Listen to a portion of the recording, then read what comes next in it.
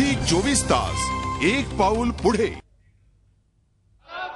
सीमा भागातील नागरिक आझाद मैदानावर धरणं धरून आंदोलन करत आहेत आणि त्यांना पाठिंबा देण्याकरता विधानसभा आणि विधान परिषदेचं कामकाज हे 2 आणि 2.5 वाजेपर्यंत तहकूब करण्यात आलेलं आहे।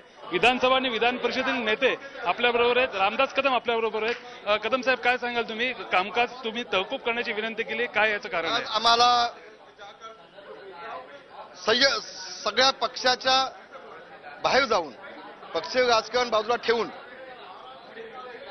विधिमंडळातले विधान परिषदेचे सगळे आमदार, विधानसभेतले सगळे आमदार, विधानसभेतून अध्यक्षांच्या नेतृत्वाखाली, विधान परिषदेमधून सभापतींच्या नेतृत्वाखाली बेळगाव, कारवार, धारवाड, निपाणी, भालकीसह संयुक्त महाराष्ट्र झाला पाहिजे या मागणीसाठी बसलेल्या सगळ्या बेळगावमधल्या मराठी माणसांना भेटण्यासाठी आम्ही या ठिकाणी सगळेजण चाललोय। महाराष्ट्राची 11.5 कोटी जनता हे बेळगावातल्या मराठी माणसाच्या सोबत आहेत, हा संदेश देण्याचं काम या निमित्तानं आम्ही आज करतोय।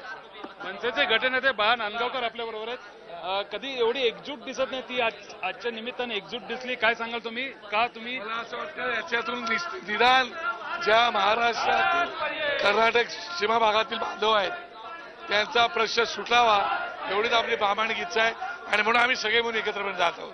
आपण बघू शकता की या ठिकाणी सर्व आमदार एकत्र जाताना आपल्याला दिसत आहेत। हे सगळे आमदार आझाद मैदानच्या ठिकाणी आपल्याला जाताना दिसत आहेत आणि आझाद मैदानावर ज्या प्रकारे बेळगाव भागातील नागरिक त्या ठिकाणी आंदोलन करत आहेत, या आंदोलनाला पाठिंबा देण्याकरता मोठ्या संख्येनं सर्व पक्षीय आमदार आझाद मैदानावर आपल्याला या ठिकाणी विधानसभेचं आणि विधान परिषदेचं कामकाज थांबवून जाताना दिसत आहेत। झी 24 ताससाठी व्हिडिओ जर्नलिस्ट प्रशांत कोचरेकरसह अमित जोशी, मुंबई। झी 24 तास एक पाऊल पुढे।